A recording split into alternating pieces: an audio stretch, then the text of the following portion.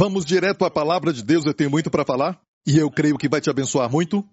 É uma daquelas mensagens que Deus preparou para nós, que Ele quer que ouçamos muitas vezes, especialmente quando passamos por lutas específicas, que eu vou mencionar no final. Mas vamos para 1 Coríntios 10, e escute isso, neste verso bem conhecido, uma das primeiras coisas que aprendemos quando somos salvos, sabe, naquele verso que te dão para memorizar?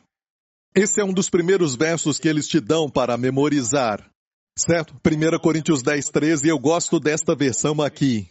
E foi nessa versão que eles me deram, eu lembro, um cartão pequeno para memorizar, e era para que eu me lembrasse quando eu fosse tentado. Então a ideia ali é a seguinte, quando você é tentado a pecar, se lembre deste verso.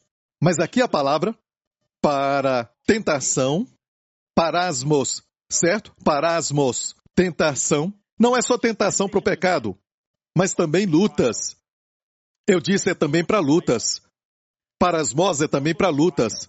Quando o médico te dá uma notícia muito ruim, é uma luta na sua vida. Amém? Quando sabe que seus negócios, certo, não estão indo muito bem, você recebeu essa notícia, certo? É um teste da sua fé. Amém? Você ouve notícias ruins, certo, de que o seu filho ou sua filha está fazendo algo negativo, é uma luta, um teste da sua fé. Amém? E tudo isso está debaixo dessa palavra grega, parasmos, certo? Pode ser uma tentação para que você caia em pecado, para o mal, ou uma luta. Tudo aqui. Eu gostaria que fossem duas palavras, mas é a mesma. Então tem que ver no contexto se está falando tentação para pecar, ou está falando de lutas, as adversidades da vida pelas quais passamos. E vamos ver isso, para você decidir. Não veio sobre vós, eu vou usar aqui as duas palavras, tentação ou luta senão humana. Mas fiel é Deus, aleluia. Essas palavras são maravilhosas, igreja.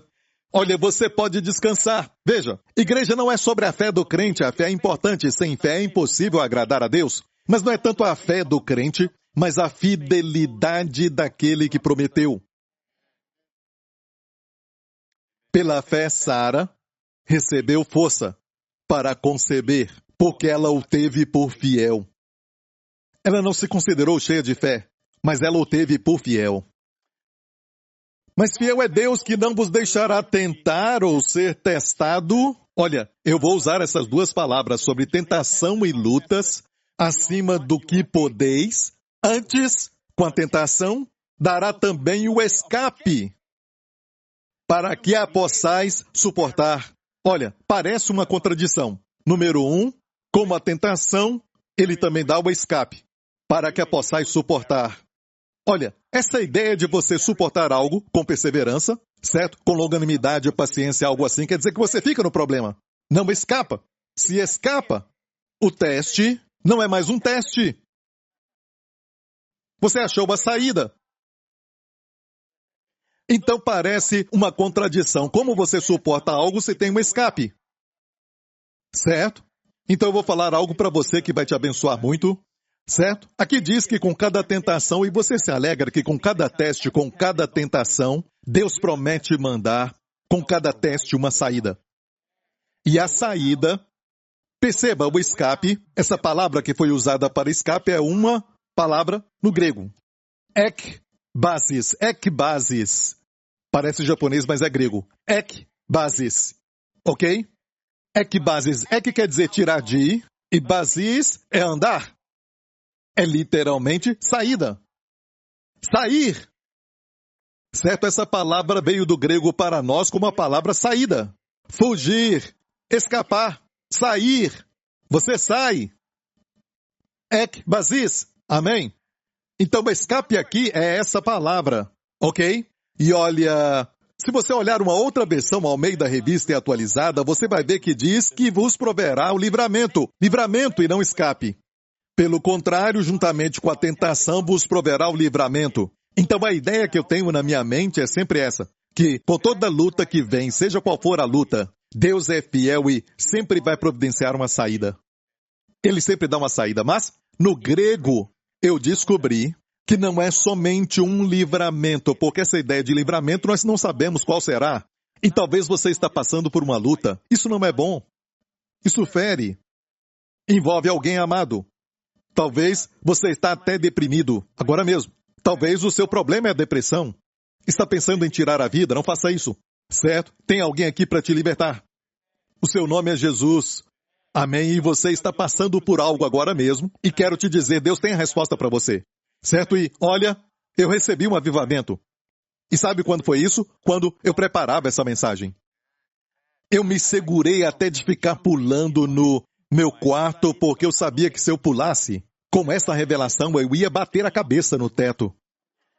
E isso foi tão bom. E vou te dizer, foi uma coisa maravilhosa. E vou provar para você no grego e no contexto, para você que é um teólogo, e os meus críticos, aleluia. Você vai ver isso no grego, ok? Ok? E me perdoa pelo grego, porque para alguns de vocês, isso vai parecer que vai impedir o fluir, mas estamos pregando a milhões. E tem muitos teólogos que nos assistem, amém? E uma boa mensagem vai passar pela avaliação de teólogos. Certo? E primeiramente eu quero te dizer que não é só um escape. No grego é um artigo definido. O escape. A saída. É a solução. É o caminho. É a saída. O ekbasis. A saída. E os teólogos vão confirmar. É por isso, essa versão não está muito correta, mas ao meio da revista corrigida diz como falamos, o escape. E está certa. Quando você fala quer dizer que com cada teste você tem que encontrar um escape que pode ser um novo. Um escape pode ser um novo. Certo? Você entendeu? Sempre tem um caminho. Sempre vai ter um escape. Sempre vai ter uma saída para você. Então é geral. Você não sabe o que é. Mas quando diz você está apontando para algo muito definido. Está ouvindo, igreja? Está apontando para algo definido. O que é este escape? O que é o escape? Um homem de Deus estava morrendo, o Sr. Walter Scott. Ele sabia que estava indo para o céu, e ele sorriu para o seu genro e ele disse... Ele tinha, milhares e milhares de livros na sua biblioteca. Ele falou para o genro, pegue o livro. O genro disse, que livro? Ele disse, o livro. Tem somente o livro. Amém? Falando da Bíblia. Amém? Quando diz quer dizer que só tem um escape e não há outro. Jesus não é um caminho. Jesus mesmo disse, eu sou o caminho, a verdade e a vida. Ani ha-derek, se o seu nome é Derek, é caminho no hebraico. Ani ha-emet, a verdade. Ani ha-haim, a vida. C.S. Lewis disse, ou Jesus é o maior mentiroso de todo o tempo, ou ele é quem ele disse que ele é. Não pode falar que foi um bom homem. Você não pode ficar em meio termo dizendo, ele não é Deus em carne humana, ele também não foi um homem malvado, ele foi um homem bom, um homem muito bom. Não pode falar isso. Ou ele é o que falou ou não é o que falou, ele mentiu. Ele disse, eu sou o caminho, a verdade, a vida. Ninguém vem ao Pai senão por mim, você ouviu? Então sabemos que o O é um artigo definido. E olha, eu já decidi que ele é quem ele é. E vemos o resultado daqueles que creem nisso, amém? Então, ele disse o escape. Então tinha alguma coisa na mente do escritor. E isso está no contexto, ok? Tudo isso está no contexto, mas antes disso, para que a possais suportar.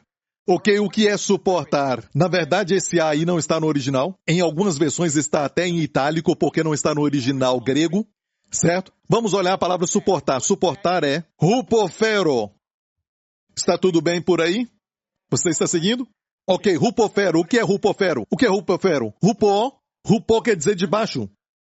Quando algo está debaixo é rupo. Fero é ser carregado, como num rio, como uma ovelha sendo carregada. Olha, eu tenho, muitos dicionários na minha biblioteca. Um dos meus dicionários diz assim, olha, essa definição não é minha, mas rupofero quer dizer a correnteza de um rio que carrega alguém, carregado seguramente longe do perigo. Não é a ideia de suportar, ficar ali suportando, mas a ideia aqui, o escape é, na verdade, olha, Deus libera mais do Espírito para te carregar. Longe de perigo. Posso ouvir um amém? A igreja escute isso. Carregado seguramente.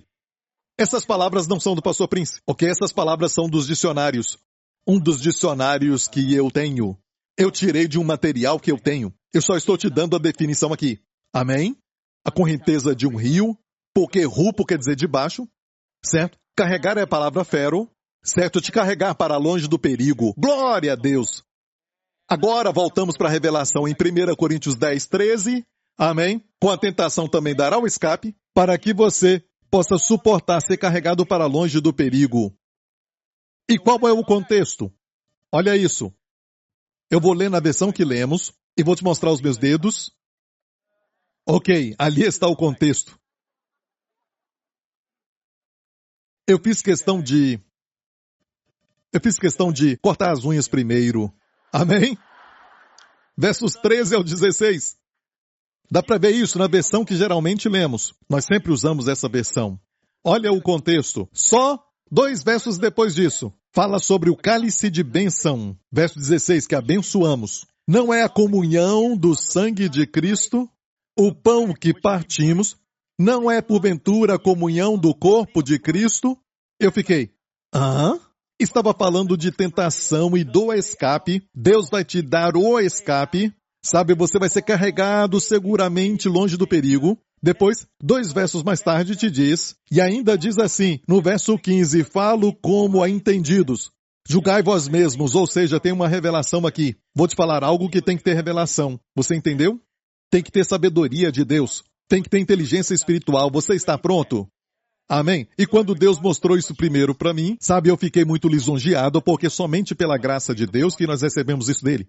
Lembra dos discípulos no cenáculo? A Bíblia diz que Jesus apareceu para eles e diz, e abriu-lhes o entendimento para entenderem as Escrituras. Eles não tinham entendido que ele morreria e ressuscitaria. Depois, abriu-lhes o entendimento. Dependemos tanto de ti, Senhor Jesus, para abrir o nosso entendimento. Ninguém pode pensar aqui que é sábio. O sábio é aquele que depende dele, para abrir o entendimento toda vez que lê as Escrituras. Posso ouvir um amém? Então, e aqui está falando da Santa Ceia, quando ele fala sobre o cálice de bênção. E aqui também fala do pão e o que tem a ver com o escape. A saída, o ekbasis, para fugir das suas lutas. O que isso tem a ver? Mas antes disso diz, portanto, verso 14, meus amados, fugi da idolatria. Olha, os versos antes do 13 falam de idolatria. Sabe o que ele fala sobre isso? No mesmo capítulo. Vamos ver o verso 7. Não vos façai, pois, idólatras, como alguns deles. Conforme está escrito, o povo assentou-se a comer e a beber, e levantou-se para folgar. Ele está citando o evento de quando construíram o bezerro de ouro. Sabe o que fizeram depois de construir aquele bezerro? Depois que fizeram o bezerro, eles então se assentaram, comeram e beberam as ofertas ao bezerro de ouro. Isso é idolatria, e se levantaram e folgaram ali da ideia de orgias. Fizeram aquela festa louca, é o que falam hoje, certo? Não só festa, mas uma festa louca. Eles se assentaram, comeram e beberam. Então a ideia de comer e beber diante de um falso Deus, que não era Deus, mas um ídolo. Você viu o contexto? Estou falando do contexto da Santa Ceia. Você viu isso? De fato, se você for, no começo do capítulo diz que todo o povo de Israel, eles beberam e comeram daquela comida que era espiritual. E beberam a bebida espiritual. E beberam da rocha que o seguia, que era Cristo. Então, bebendo e comendo de novo. Igreja, sabia que tudo o que aconteceu com o homem é porque o homem comeu aquilo que trouxe essa bagunça? Você ouviu o que eu falei? Adão abriu a sua boca grande, número 1, certo? E comeu aquilo que Deus falou para não comer. Podemos dizer que toda maldição, que todo mal neste mundo, tudo aquilo que os governos deste mundo estão lutando contra, estão preocupados, até mesmo problemas na economia e terremotos, guerras. Deus não queria que a terra ficasse assim. Deus chama até a morte de inimigo. Deus odeia a morte. Deus odeia o pecado. Sabe o que ele fez com o pecado? Colocou sobre Jesus. Deus ama os pecadores. Quanto Deus odeia o pecado? O tanto quanto ele ama o pecador. Eu vou explicar. Você conhece alguém que você ama muito e está com câncer. Você ama o câncer? Não, lógico que não. Mas o câncer está na pessoa amada. Agora uma pergunta. Quanto você odeia o câncer? E vem uma outra pergunta. Quanto você ama aquela pessoa? Porque quanto mais amar a pessoa, de acordo com o nível deste amor, vai ser o nível do ódio pelo câncer. Então Deus te ama, mas odeia o pecado. E a razão por que ele odeia o pecado é porque ele te ama. E o pecado destrói tudo aquilo que Deus tem de bom, de bênçãos, de harmonia, de paz, de vida, de alegria para você e para sua família. Deus não está querendo tirar a alegria. Na sua presença tem muita alegria. Amém. Prazeres para todo sempre. Quando Jesus, no cenáculo, sabendo que em algumas horas seria traído, ele já tinha falado com Judas. E era à noite, quando ele saiu. Que detalhe importante. Era noite. Jesus falou para os discípulos, isso tudo eu vos disse, para que a minha alegria esteja em vós. Pode imaginar uma pessoa que parece que foi batizada em suco de limão? Olhando para você, isto eu vos digo, para que a minha alegria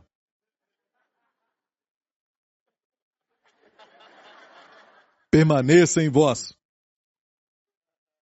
Pedro diria, Senhor, o Senhor precisa mais do que nós. Certo? Você precisa de toda essa alegria. Certo? Eu acho que estamos bem melhor. E o problema é este. Você não deve vê-lo assim, mas ver uma pessoa forte, sorrindo, sabendo que em algumas horas ia entregar a sua vida por nós, olhando e dizendo, isto eu vos digo, para que não temais, eu vos deixo a minha paz vos dou, não se turbe o vosso coração, e não temais. Amém? Isto vos digo para que a minha alegria permaneça em vós, e para que a vossa alegria seja completa. A pastor Prince, a Bíblia diz que ele era um homem de dores. Irmão Santarrão, já que você falou isso, pode me falar onde está essa expressão? Eu não sei. Eu vou te falar. Está em Isaías 53. Certo, ele era homem de dores. Por causa do sofrimento, a única vez que ele sentiu dores foi quando ele sofreu e passou pelos açoites, humilhação, porque ali aconteceu uma transação. Ele tomou os nossos pecados e nos deu a sua justiça. Ele tomou as nossas dores e nos deu sua alegria. Ele se tornou uma maldição para sermos abençoados. Essa parte da maldição eu ainda não me recuperei. Recentemente eu falei que em Gálatas 3,13, Cristo nos remiu da maldição da lei, tendo se tornado uma maldição por nós. O Filho de Deus se tornou uma maldição por nós, para nos remir dela. Não foi somente, ele tomou a maldição. Ele se tornou a maldição, para que a bênção de Abraão venha sobre todos nós. Não desperdice isso. Amém? Você está me ouvindo? Então, ele quer te ver alegre e ele... falei tanto sobre alegria, certo? Vou te mostrar o contexto neste mesmo capítulo, que está falando de comer e beber. E escute isso, se olhar para o resto dos versículos do capítulo 10, fala sobre comer e tudo isso para a glória de Deus, mas fala sobre comer e beber.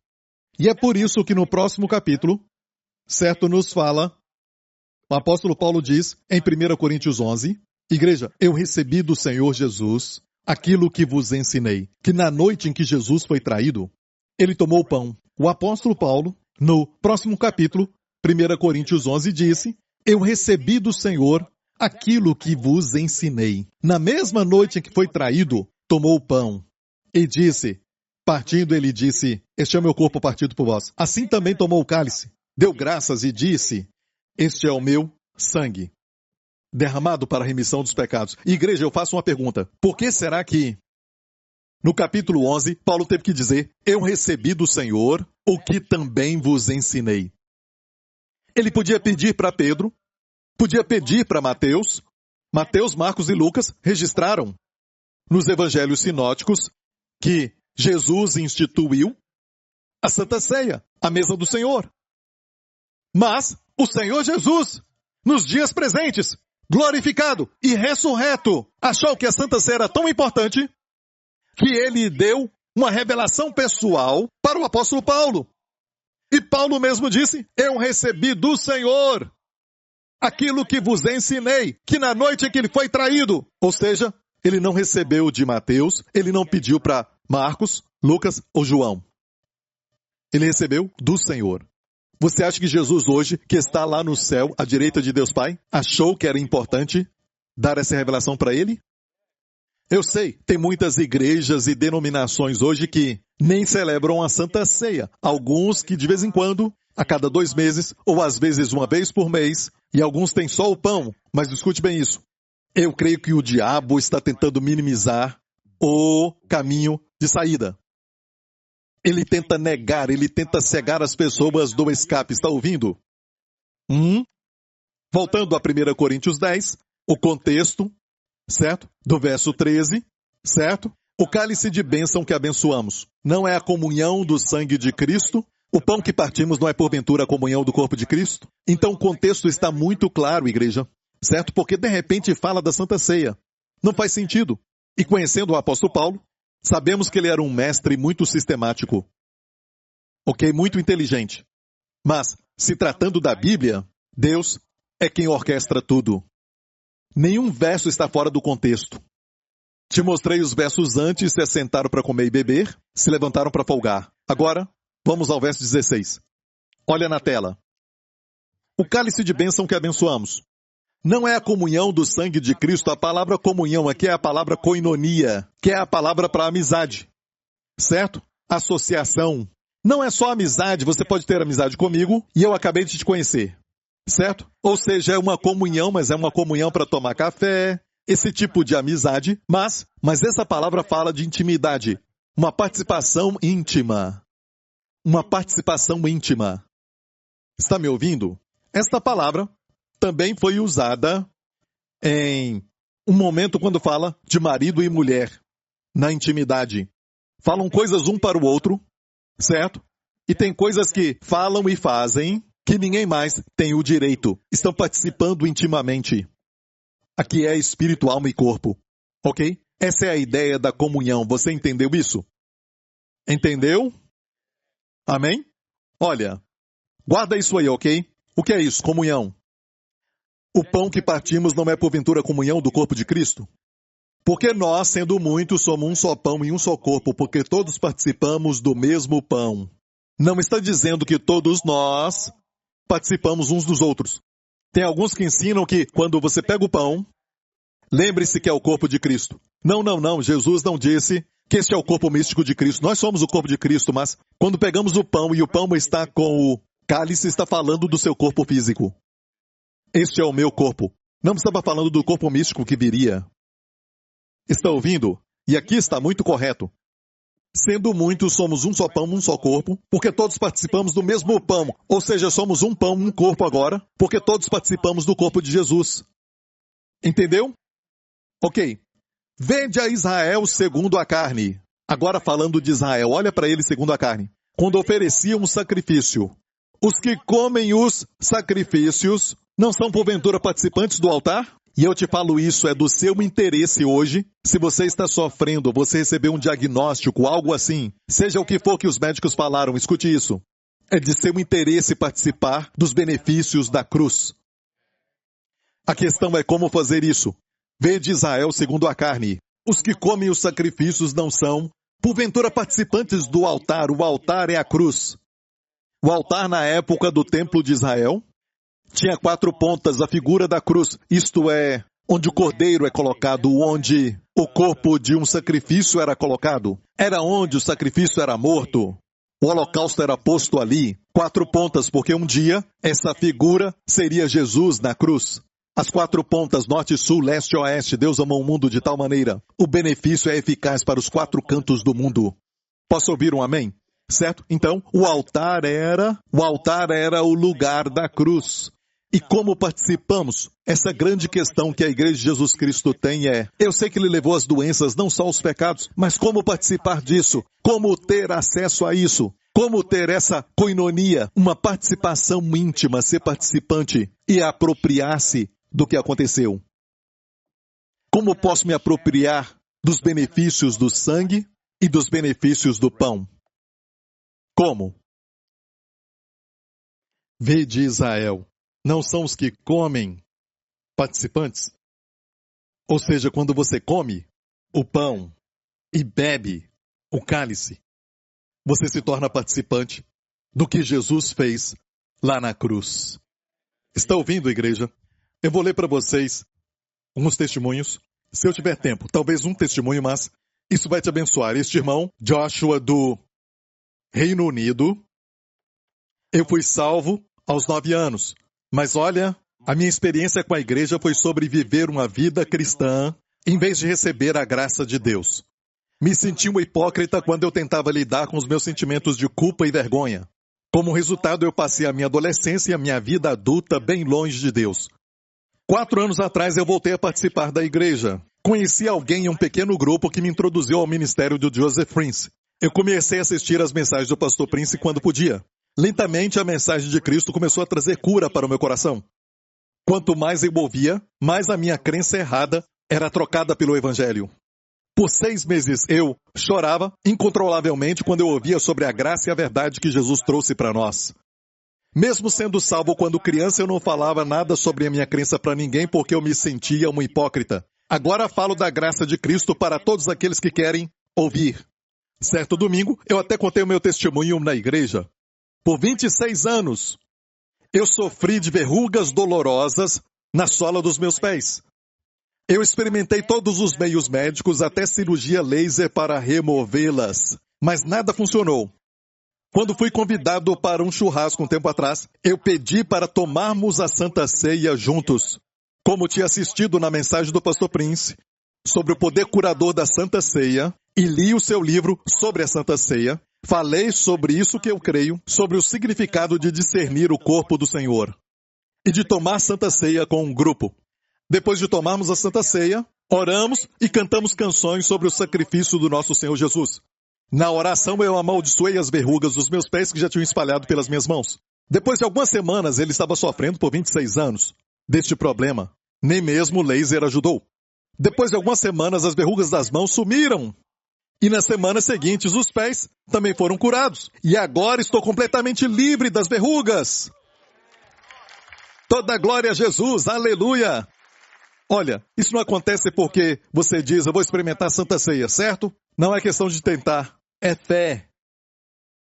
Está me ouvindo? Não é assim, sabe, eu vou tentar. Isso tudo é vazio.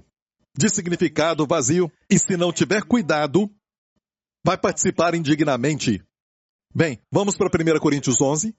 Por causa disso, escute muito bem o que acontece.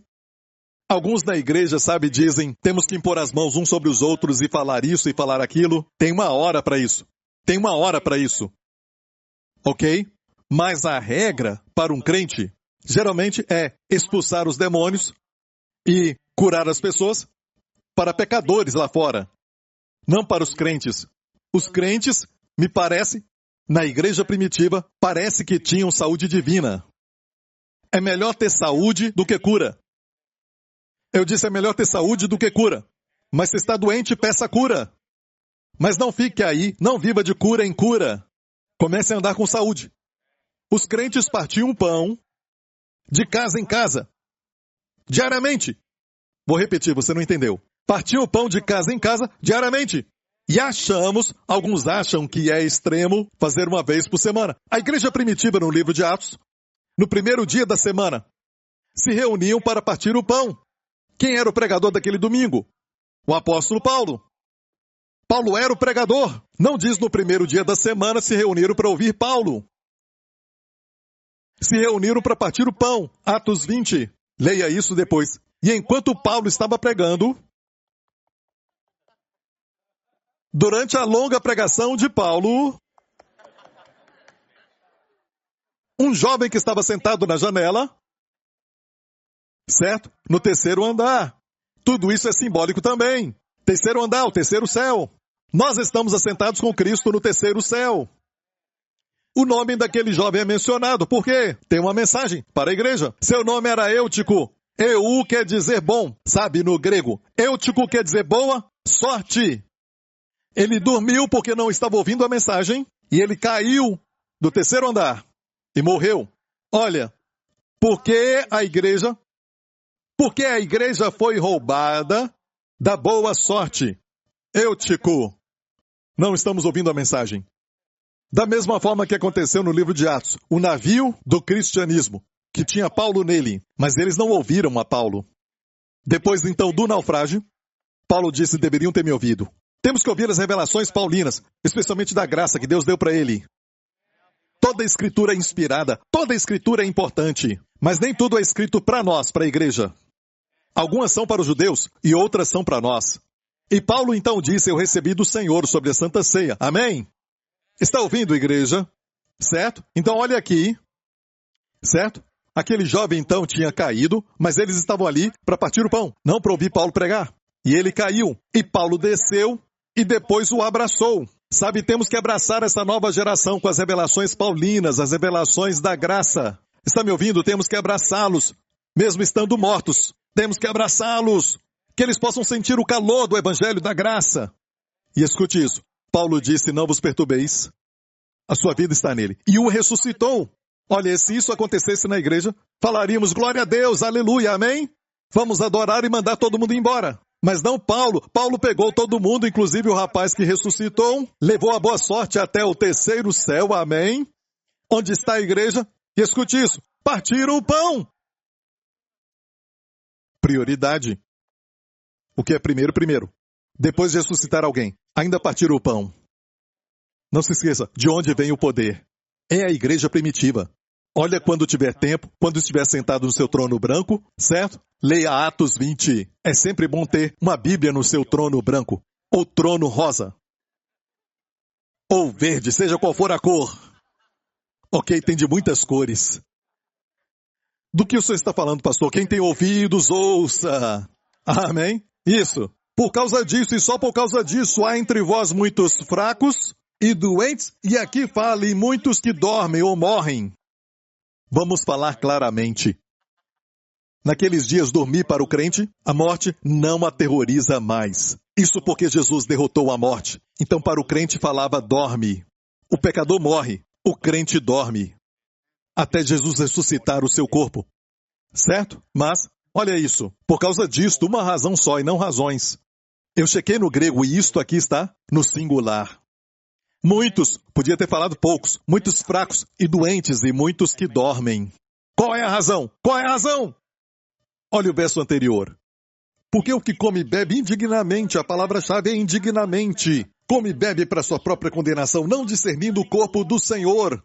E se você está sofrendo com malária, e eu digo que eu tenho um remédio, tome esse remédio e você diz: eu não quero. E eu coloco na água, ok? E digo: beba, beba. E você fala: eu não quero beber isso. Você está bebendo condenação para si mesmo. Porque não bebeu o remédio. O mundo como está morrendo. Não é assim. Você está em pecado, você toma a Santa Ceia e você morre. Não, não, não. O mundo está morrendo. No mesmo capítulo diz que Deus não quer que sejamos condenados com o mundo. Tem uma condenação para este mundo que já foi liberada, uma sentença divina que foi liberada desde o pecado de Adão. E a sentença divina inclui doenças. A Santa Ceia é a saída. É o ekbasis. Está me ouvindo, igreja? Amém? Olha, não discernindo o corpo do Senhor, eles conheciam o cálice. A maioria das denominações que praticam algumas igrejas, e falo isso com tristeza, tem a Santa Ceia, mas muitas vezes colocam o pão e o cálice como um. Obrigado, Senhor, pelo perdão dos pecados, tu morreste por isso, e não mencionam doenças. Não discernem o corpo do Senhor. A palavra discernir, diacrino, é fazer uma separação entre o pão e o cálice. Porque ele sofreu? Porque Deus não somente... Deus tinha preparado tudo, por que não o enviar direto para a cruz? Porque Pilatos não o enviou para a cruz? Porque ele teve que passar pelos açoites e depois a cruz?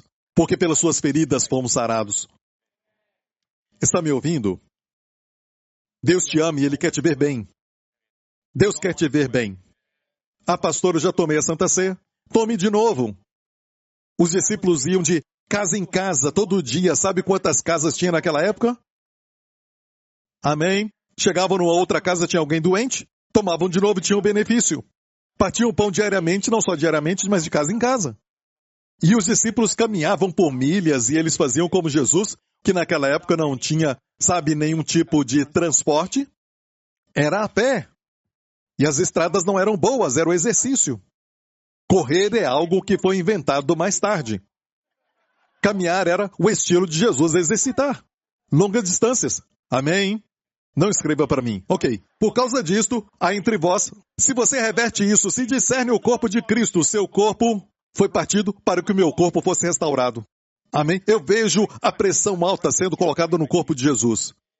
O seu corpo foi julgado, o corpo saudável dele foi julgado para que o meu corpo seja curado. Você discerniu, agora você come dignamente. E aqui não diz que uma pessoa indigna não pode comer. Não é um homem indigno, mas é uma maneira indigna. Um advérbio. Ok? Um advérbio quer dizer uma ação que modifica uma forma de modificar o verbo. É como come. Não come com discernimento. Era uma celebração. Na igreja de Corinto, eles bebiam e eles eram glutões, comiam com glutonaria. Na Santa Ceia. Olha, aqui é muito difícil ter glutonaria e ficar bêbado, porque aqui estão os elementos. É difícil participar indignamente. Então o problema é que participamos sem revelação. E por isso estou pregando. Para que se você está sofrendo de algo, você escute isso e mais uma vez, e de novo. E para você que está bem, você pode pensar, eu não preciso disso. Me escute, você precisa. Amém? Olha, por causa disto, podemos reverter, se discernir o corpo do Senhor? Por causa disso, há entre vós muitos fortes, muitos saudáveis e muitos vivendo muito. Amém? Glória a Deus, vamos para Isaías 53. Isaías 53 é a carta magna do Antigo Testamento. É o ápice, porque tudo aqui está falando de algo importante. Aqui no livro de Isaías. Aqui está falando do sofrimento do nosso Senhor Jesus. Por todos nós. Sabia que Ele te ama? E olha para mim. Quero falar isso porque é muito importante. Jesus não foi. Ele não foi assassinado. Jesus disse, eu tenho o poder de entregar a minha vida e tenho o poder de tornar a tomá-la. Ninguém tira este poder de mim. E é por isso que mais do que uma vez tentaram apedrejá-lo e não podiam. Ele passou no meio deles. Mais do que uma vez tentaram matar Jesus e não puderam. A minha hora ainda não chegou. Ele tinha poder quando foram prendê-lo no jardim do Getsêmani. Soldados com as suas espadas e lanças, homens fortes, chegaram. Muitos deles foram para prendê-lo. E ele perguntou, a quem buscais? Falaram a Jesus de Nazaré. Ele deu um passo para frente e disse, o maravilhoso nome de Deus que Deus revelou para Moisés. Eu sou. Quando falaram a Jesus de Nazaré, deu um passo, eu sou. Moisés perguntou, a quem eu falo que me enviou? Deus disse, eu sou o que sou. E agora o eu sou diz, eu sou. O que aconteceu com os soldados? Eles caíram. Isso é poder, ok? Ele não foi preso porque não tinha poder. Ele permitiu isso e disse, vocês me encontraram. Deixem os discípulos irem. Está ouvindo, igreja? Amém? Ele se entregou naquela cruz. Foi o que convenceu um dos ladrões, porque ele era diferente. Foi o que fez com que aquele homem duro, aquele centurião que estava aos pés da cruz dizer, quando ele morreu, certamente, este é o Filho de Deus. Escute isso, igreja. Ele não tinha que morrer, mas ele te ama. Eu disse, ele te ama. Ele se importa com a sua dor agora mesmo, não é somente, para a salvação eterna, para você viver, no céu. Como dizem, um dia todo o sofrimento vai acabar, Olha, não, ele quer te curar. Quer te dar saúde. Quer ver você forte. Você chegou lá, pastor Prince, eu não vejo ninguém chegar lá, mas olha, deixa eu te explicar algo sobre Deus. Temos tantos testemunhos de pessoas que começaram a descobrir, e um dos maiores testemunhos que recebemos é de pessoas libertas de vícios de drogas, pornografia, depressão, certo? Confessando, eu sou a justiça de Deus em Cristo. E isso é uma revelação de que Jesus tomou os seus pecados e eles recebem a justiça de Jesus, a troca divina. E eles confessam isso. Quantos sabem que os sentimentos dizem, não, está viciado em pornografia. Mas quem você é para Deus? Você é a justiça de Deus em Cristo. O pensamento diz, não, sabe, você precisa beber, certo? Você não sai disso, certo? Mas Deus olha para você e diz, você é a minha justiça em Cristo. E olha, o que acontece é que mesmo pecando, e temos tantos testemunhos, vai para josephprince.com e leia os testemunhos que estão ali, você vai ver. Essas pessoas confessam, eu sou a justiça de Deus em Cristo, mesmo estando em pecado. E como um dia o desejo de ver pornografia ou de beber, o desejo de usar drogas, tudo sai. A depressão vai embora. Está me ouvindo? O que eu quero dizer é, mesmo que você ainda tenha sintomas do pecado na sua vida, não se identifique com o pecado. Não é quem você é. Se você nasceu de novo, você é a justiça de Deus em Cristo. E quanto mais se identificar com quem você é, não quer dizer que você não vai pecar. Nunca mais. Talvez peque, certo? Mas vai pecar menos e menos. Está ouvindo, igreja? Certo? Quanto mais você se identifica com a verdade, e isso é verdade, não é finja que, pastor Prince, eu me sinto impuro, eu me sinto sujo, eu cometi aquele pecado, como eu sou a justiça de Deus. Você nasceu de novo? Sim, você é a justiça de Deus em Cristo. Como um rapaz falou para o pastor depois de casar, o pastor os declarou casados e ele chamou o pastor e disse, pastor, não me sinto casado. O pastor sacudiu, você está casado? Se eu fosse esse pastor, não o sacudiria. Eu daria uma sacudida, ponto de exclamação. Amém? Então, a mesma coisa com o pecado. Quando você se identifica mesmo tendo pecado, você se identifica com o fato de que você é a justiça de Deus em Cristo. Não quer dizer que não peca, mas peca menos, e menos, e menos. E olha isso. Quanto mais se identifica com o fato de que Jesus levou suas doenças, e comece a fazer isso, é verdade. Quanto mais fizer isso, e tomar Santa Ceia, não quer dizer que não vai ficar doente. Mas vai ficar doente. Menos, e menos, e menos. Meu conselho, comece agora. Se identifique com a verdade. O Espírito Santo é o Espírito da verdade. Verdade. Porque se você crê na mentira, como por exemplo o diabo diz, você é impuro, você é sujo, você vai para Deus. Ah, Deus, eu pequei de novo e eu prometi que eu não ia pecar. Eu sou tão impuro, eu não presto para nada. O Espírito Santo até cruza os braços, ele não pode fazer nada, não pode testificar, porque é mentira. É mentira, uma grande mentira. Somente mentiras. Você só está falando mentiras. É tudo mentira. E quem é o pai da mentira? E quanto mais falar mentiras, mas eu sinto. Ok, fala o que sente. E não fale aquilo que Deus disse. Não sabia que o ponto de vista pelo qual todos nós devemos ver é pelos olhos daquele que é a verdade? Muitas crianças morreram numa piscina com seus olhos pensando que era rasa. Parecia rasa e eles achavam que era rasa. E por isso morreram. Creia na palavra de Deus. Um homem famoso, muito famoso, anos atrás, família famosa, mas essa família passou por uma tragédia atrás da outra. Muitos dessa família. E ele estava com a sua esposa e com um amigo em um dos seus primeiros voos independente e passou por uma tempestade escura. E eu assisti esse documentário, estavam tentando encontrar a razão do acidente. Seu avião caiu. Um homem bonito. Ele morreu. E a conclusão que falaram foi essa. Certo? Foi por falta de experiência. Porque quando voa no escuro, não dá para saber se está subindo ou descendo. Parece que está indo reto, mas está descendo. Ou seja, o sentimento falam para voar de acordo com a cadeira. Você tem que sentir, em vez de confiar no instrumento.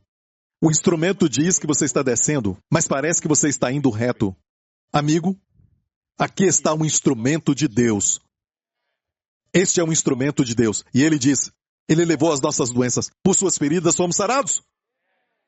O seu corpo diz, eu não sinto isso. Comece a tomar. Eu não disse, quanto mais se identificar, certo? Você não vai ter mais doenças, mas comece em algum lugar como você peca menos e menos, se identificando com a nova identidade em Cristo. Quanto mais se identificar com o fato de que você foi curado por suas feridas, você pode ficar doente, mas menos e menos. Ok? Certo. Isaías diz verdadeiramente, ele tomou sobre si as nossas enfermidades e as nossas dores levou sobre si. Agora, estas palavras no hebraico são coli e makov. Olha, coli é enfermidade e makov são dores. Eu me lembro de estar falando com um judeu messiânico, que é um pastor em Jerusalém, um grande homem de Deus que está com o Senhor. Anos atrás me assentei com ele e falei com ele, e ele pensava que a cura não era para os dias de hoje, certo? E falei com ele sobre este texto. E perguntei, está falando aqui então coli e makov? E ele leu, sim. Ele já era um ancião. E eu disse, coli é enfermidade? Ou é doença espiritual, como algumas pessoas falam? Ele disse, não, é sempre doença física.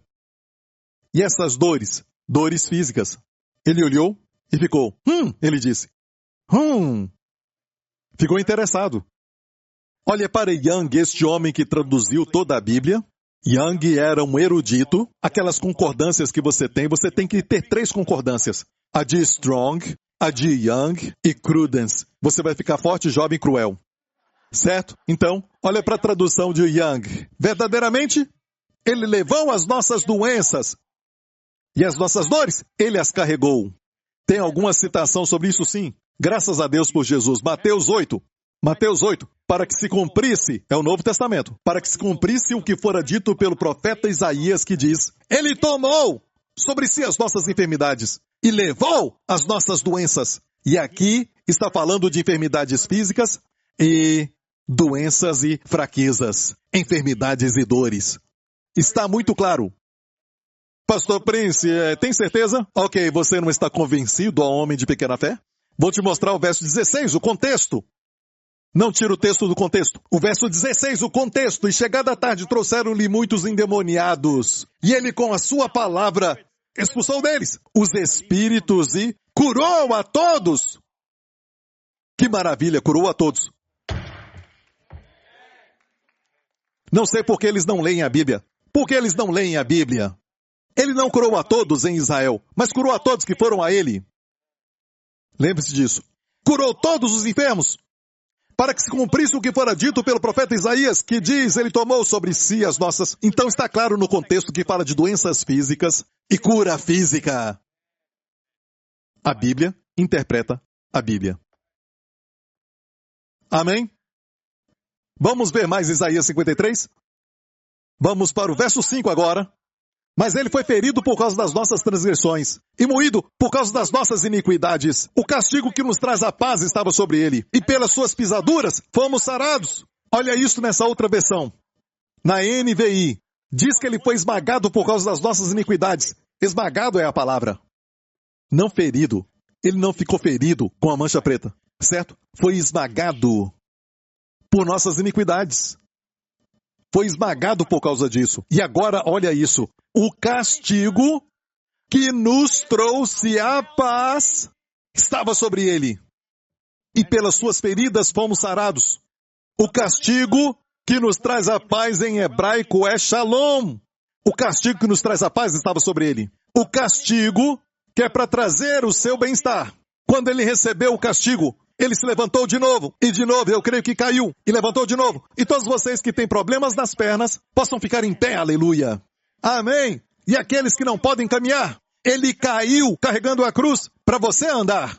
Amém. Aqueles açoites que cortaram os nervos para você andar, mas ele caminhou de novo. Por isso ele caía e caía até chamarem Simão para ajudá-lo. Porque ele levou tudo isso por você e eu. E pelas suas pisaduras, olha essa palavra pisaduras, no grego, em 1 Pedro 2,24, pelas suas feridas, fomos sarados, está no singular. T.J. McGrath, um erudito do grego, disse isso, anos atrás. Esse homem foi um incrível erudito do grego. E ele disse o seguinte, se Jesus foi açoitado, aqueles açoites deixaram pedaços de carne A palavra no grego tinha que ser no plural, feridas. Mas se bateram em Jesus até não sobrar nenhum pedaço de carne, o que a Bíblia diz, em Salmos, olhei e vi os meus ossos. Foi o que aconteceu com Jesus. Não ficou nenhuma carne. Então tem que ser no singular, por toda a sua ferida. Fomos sarados.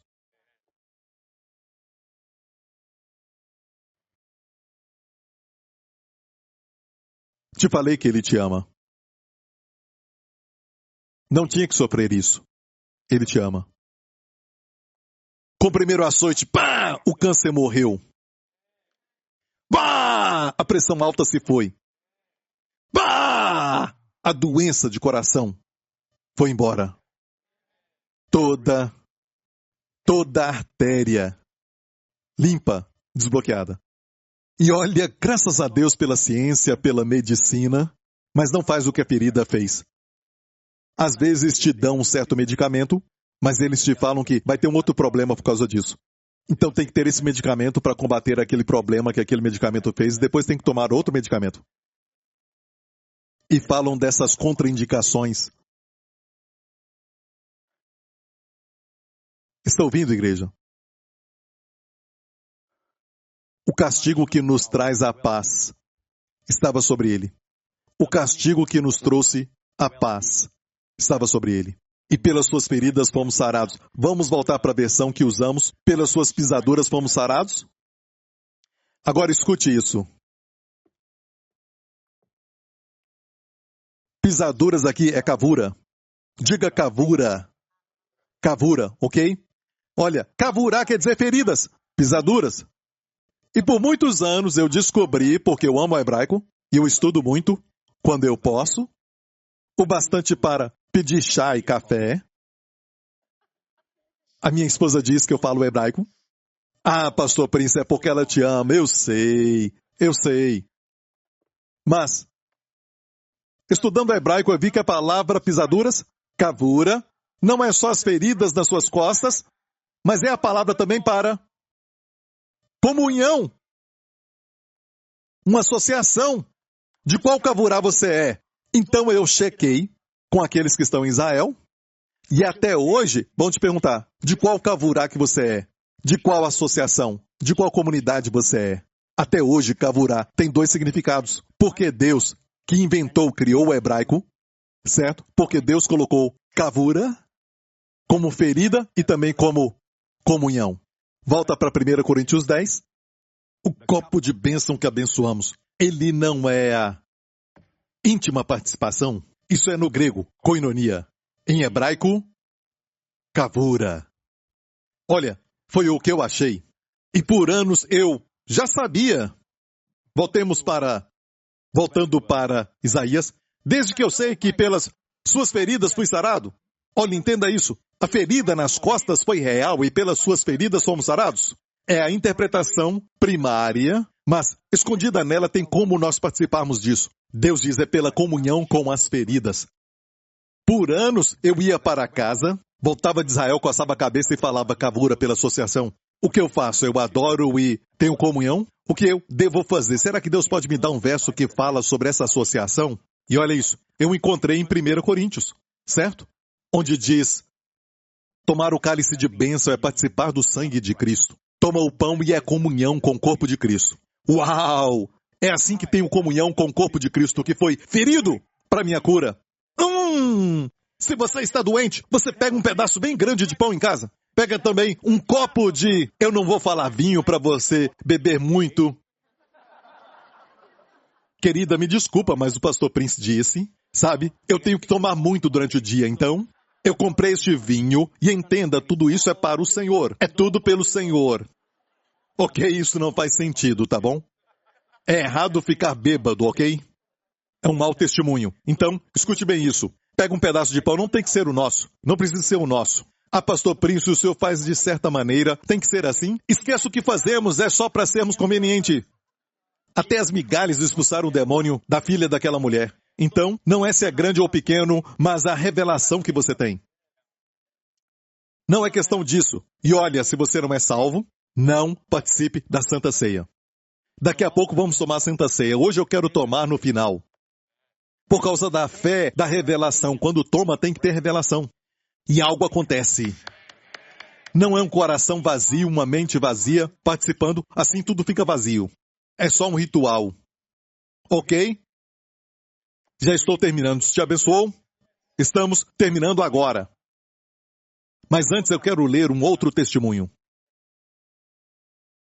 Eu sofri terrivelmente com depressão pós-parto, depois de dar à luz a um lindo bebê. Margaret, do Reino Unido, diz: me sentia como se o mundo inteiro estivesse sobre os meus ombros, e a depressão ficou tão séria que eu queria acabar com a minha vida. Quantos sabem que a depressão leva a fazer isso?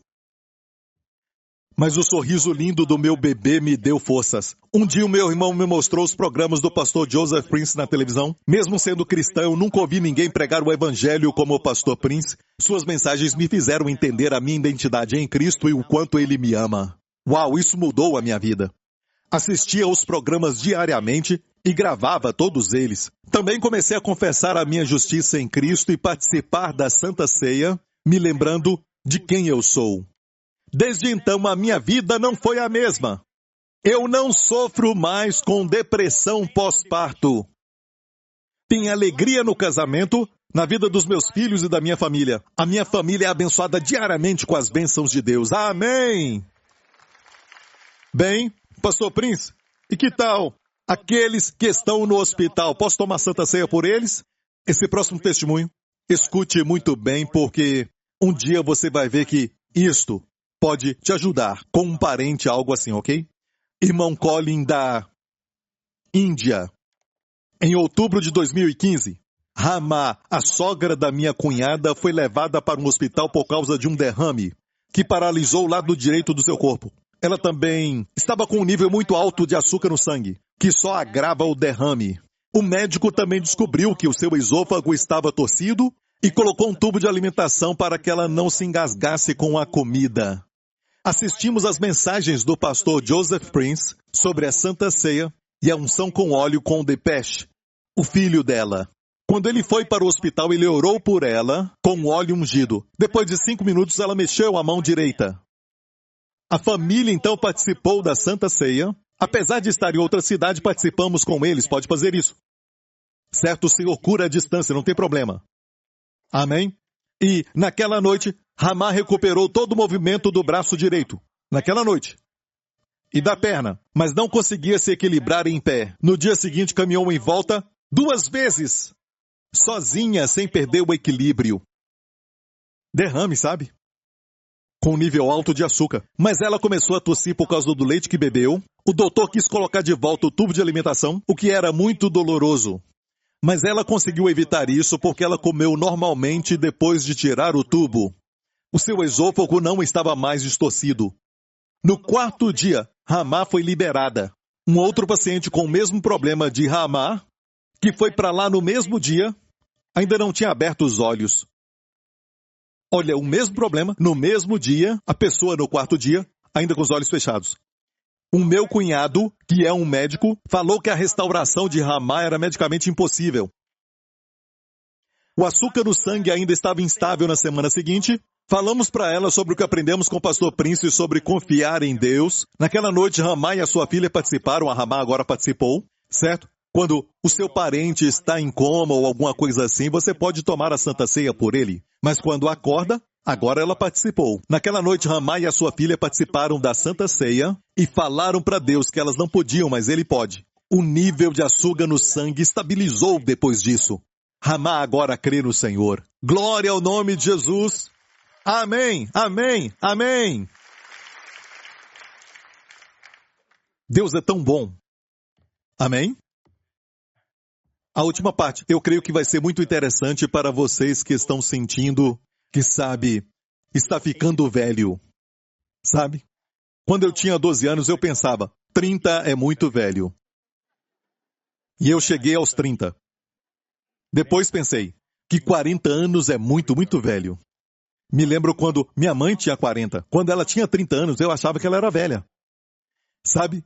Você está olhando como assim, eu não sei o que você está falando, certo? Mas seja qual for a idade que você falar, como a idade para uma pessoa velha, eu quero que saiba de algo, ok? A Bíblia diz assim no Salmo 92, olha aqui. O justo florescerá como a palmeira. Crescerá como o cedro no Líbano. O cedro do Líbano é um cedro muito famoso. Olha o cedro aqui. Olha essa figura. É uma árvore majestosa. Uma árvore linda. O cedro do Líbano é o cedro que foi usado para o Templo de Salomão, a madeira mais cara daquela época. A casa de Deus. É muito lindo. Certo? O Salmo 92 diz: o justo florescerá como a palmeira. Uma palmeira, mesmo com 100 anos, ainda produz óleo. Isso não é lindo?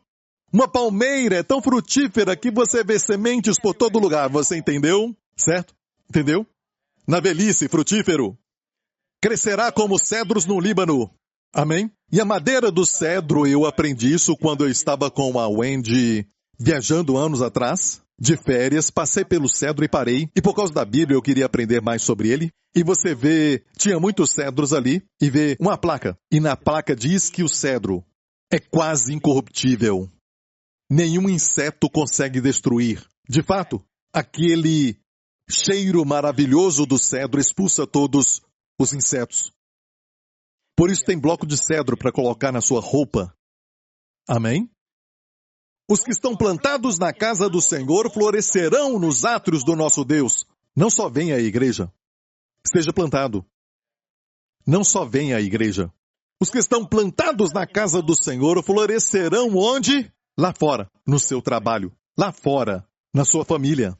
Amém? Quem é plantado aqui vai florescer nos átrios, é do lado de fora, ok? Próximo.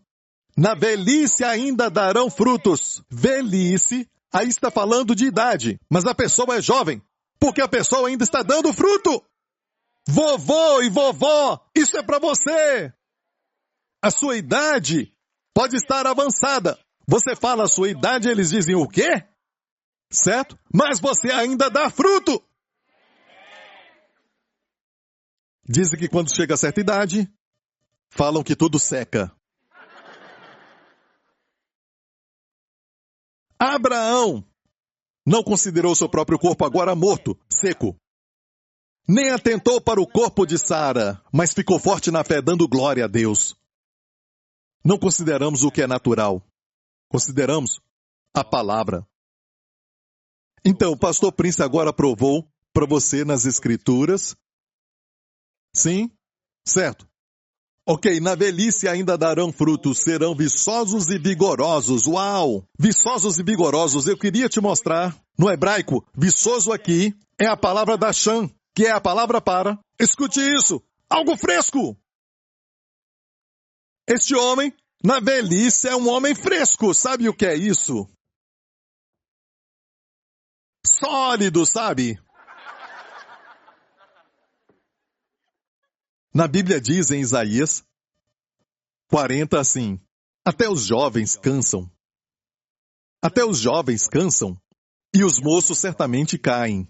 Mas os que esperam no Senhor renovarão as suas forças. Subirão com asas como de águias. Correrão e não se cansarão. Caminharão e não se fadigarão. Qual o segredo? Os que esperam no Senhor. Escreva isso, essa palavra. Escute, essa palavra para quem espera no Senhor é a palavra juntos, comunhão. Cavar é a palavra cavar no hebraico. Cavar é como a corda, torcida, que é forte. Você e o Senhor torcidos, você vai correr e não se cansar, vai subir com asas como de águias. Deus vai renovar sua mocidade como de Caleb, com uma idade de 85 anos, ele falou para Josué: me dá este monte. Como Moisés com 120 anos, quando ele morreu, a Bíblia diz que os seus olhos não escureceram, nem a sua força diminuiu. Deus fez por eles, e Moisés estava sob a lei, Caleb sob a lei. E nós que temos uma melhor aliança, a lei deles era baseada, a aliança deles era baseada no sangue de bodes e touros. A nossa aliança é baseada no imperecível, lindo, precioso sangue do Senhor Jesus Cristo. Amém. Está ouvindo, igreja? E qual é a chave, pastor? Qual é a chave? Serão viçosos e vigorosos, florescendo é Rahanã em hebraico, que é verde. Literalmente, hoje, quando falam verde, eles falam Rahanã. Você vai ser viçoso e sempre verde. Que tal isso? Você olha para uma árvore com mais de 100 anos, mas toda verde. E alguns, com 30, 40, já estão marrom. Sempre verde. Pode estar sempre verde. Por que Deus quer isso? Por que Ele quer isso para o seu povo? Certo? Não é só para você, para anunciar, para testificar que o Senhor é reto. A minha rocha, e nele não há injustiça. As pessoas ao redor vão ver isso. Você anunciou que Deus é muito bom, que Ele é um Deus reto. Quando eles olharem para o povo de Deus e ver isso, uau, amém. Mas aqui não diz como, certo? Volta então para a primeira parte. Crescerá como cedros no Líbano. A chave aqui é o cedro no Líbano, ok? Então, essas pessoas, na velhice ainda darão frutos, ainda verdes e vigorosos, mas não fala o que fizeram, certo? Sim, para isso, volta semana que vem. Quer saber agora? Mas olha o tempo. Hã? Quer agora? Só mais um verso, ok? Olha isso. Diga cedro do Líbano. Quando Deus me deu isso, eu já conhecia muito bem este verso, mas quando Deus me deu isso agora, quase que furei o teto. Porque por anos eu salivava em cima disso. Ficava cheio de saliva.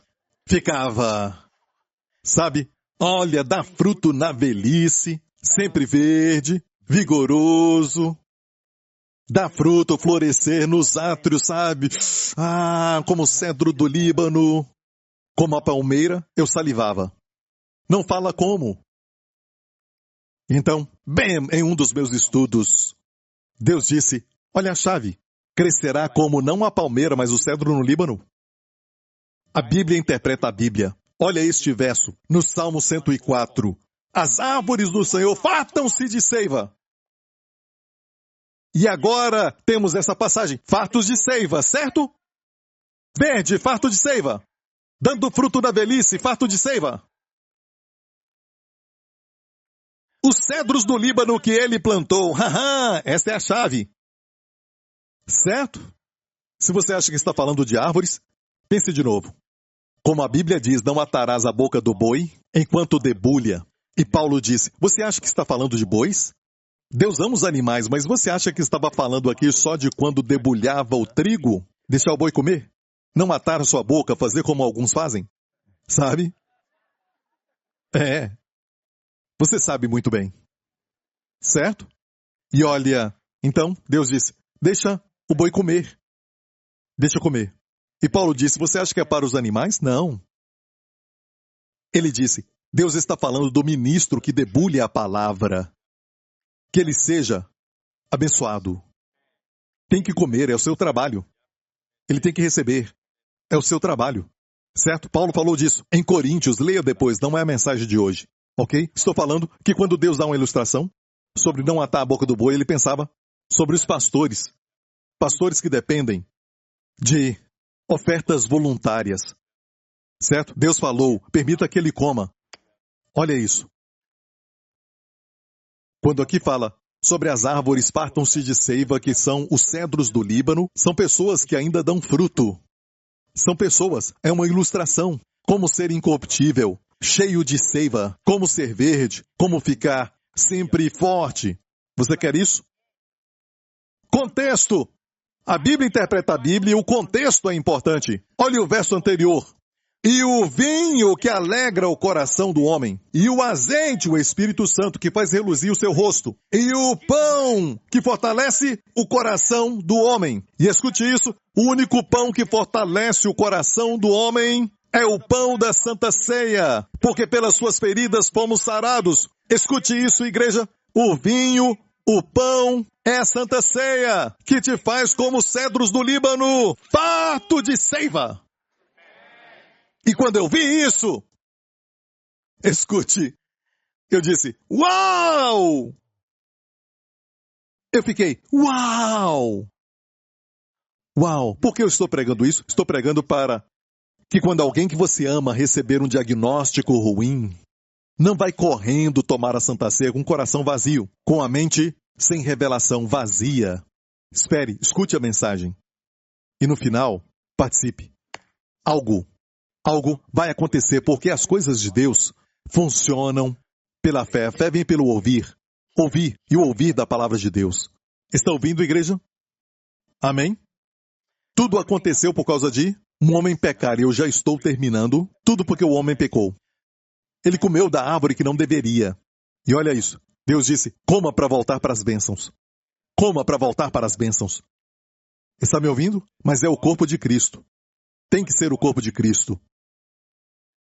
Sabe os discípulos em Lucas 24? Lembra disso? Eu já te falei isso? Não. Eu não falei disso? Rapidamente, Lucas 24, Jesus ressuscitou no mesmo dia, rapidamente, ok? Não posso fazer isso e depois começar o outro culto. Senão você vai ficar. Lucas 24, rápido. E aconteceu que estando com eles à mesa tomando o pão, e isto foi depois da ressurreição. Na mesma noite, quando ressuscitou dos mortos, ele foi para Emaús com 2 discípulos, eu creio que marido e mulher, certo? E ele fez o papel do anfitrião. Foi o anfitrião, ele pegou o pão, o abençoou, partiu e lhe deu. Abriram-se-lhes então os olhos e o conheceram. E ele desapareceu-lhes. Quando seus olhos foram abertos, quando eles o conheceram, quando ele partiu o pão. Durante 7 milhas não o viram até partir o pão. Tem algo aqui, igreja, tem algo aqui. Eu creio, eu tenho uma mensagem sobre este caminho, eu tenho uma mensagem que Deus me mostrou. Na verdade é uma réplica, ou na verdade uma figura sobre o que aconteceu no Jardim do Éden quando o homem caiu, o homem comeu. Tem uma figura ali de um homem e uma mulher, um casal ali, aqui outro casal, caminhando para Emaús. Cleopas e a esposa. E aqui temos o Senhor caminhando com eles, que era na viração do dia. E Jesus caminhando aqui. Uma restauração, entendeu? O que foi perdido aqui, foi restaurado aqui. E a Bíblia diz, e por causa do tempo, seus olhos foram impedidos de ver Jesus. Não sabiam que era ele. Eles foram impedidos para que o vissem na palavra. Não fisicamente, mas depois, no final, aqui, o que aconteceu?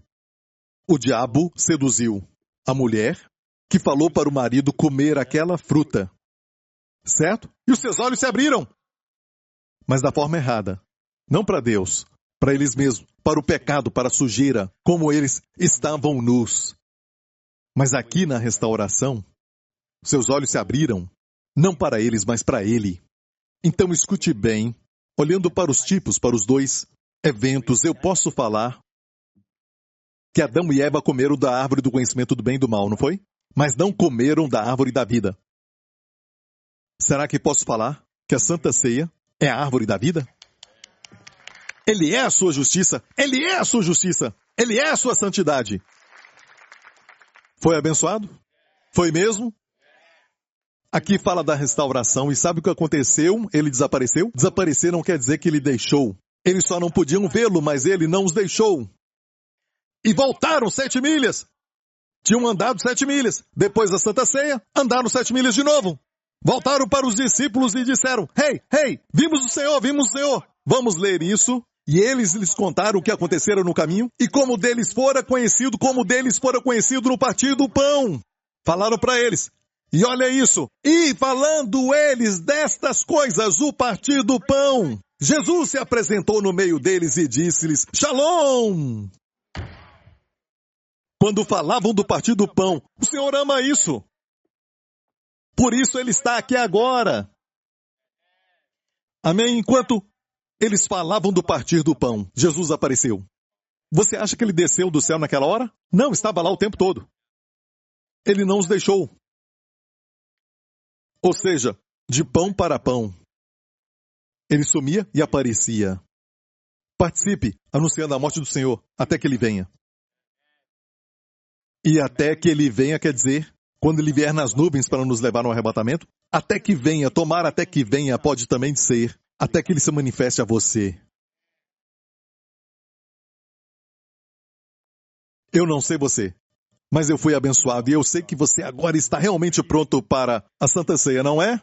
Vamos distribuir os elementos. Todo mundo já recebeu? Você está pronto? E lembre-se, não é estar consciente da sua doença, mas consciente de Jesus. Amém? Pensar nele. Eu vou falar de novo, certamente. Escute isso. Olha, quando você vem para a igreja, eu falo isso para os pastores, parece que temos que te guiar palavra por palavra. Temos que parar isso, você já entendeu, certo? Você sabe. É a sua oração com Deus. De vez em quando eu vou te guiar, mas faça uma oração. Não deixe o pastor Lawrence beijar a menina por você. Amém? A palavra adorar é beijar, beijar o Senhor. Você tem que beijar o Senhor. Amém? Você sabe o que falar. E o princípio é este, pense no Senhor. Ele disse fazer isto em memória de mim, não de você mesmo, não dos seus problemas, não da sua doença. Pare de pensar em si mesmo. É sobre ele. Olhe para ele, quão lindo ele é, como os cedros do Líbano. Amém? Olha como ele é majestoso, cheio de amor, de bondade, misericórdia, graça. Como ele é amável, que compaixão tem.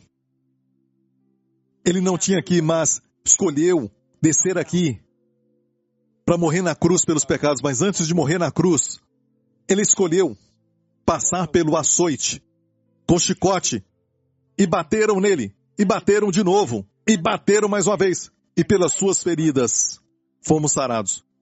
Pelas pisaduras, pelas feridas, que fez tantos cortes, veja isso agora, no espírito, veja. Quando bateram nas suas costas, o seu câncer morreu, o seu tumor desapareceu. Quando deram a ele mais um açoite, sua pressão arterial ficou normal. Quando deram mais um açoite nele, a sua ansiedade e insônia sumiram. Pela ferida, seja qual for o problema, diga: Senhor Jesus, eu te agradeço pelas suas feridas. Eu fui curado de... Diga isso, pelas suas feridas eu fui curado. Pode ser mais de uma coisa, mas diga: pelas suas feridas, te agradeço, Senhor. É com ações de graças e não implorar. Obrigado, Senhor, pelas feridas. Já foi feito. Não é para Ele fazer de novo. Só agradeça. É um tempo de eulógia, ação de graças. Obrigado, Senhor, pelas suas feridas. Fui sarado do coração. Pelas feridas, fui curado do esquecimento. Pelas feridas, fui curado no meu cérebro. Pelas feridas, fui curado nas minhas faculdades mentais. Pelas feridas, fui curado no meu tornozelo. Pelas feridas, fui curado nos joelhos, seja o que for. Mas veja, não só repita como papagaio. Veja isso, olhe para ele. Sofrendo os açoites. Quando estiver pronto, tome.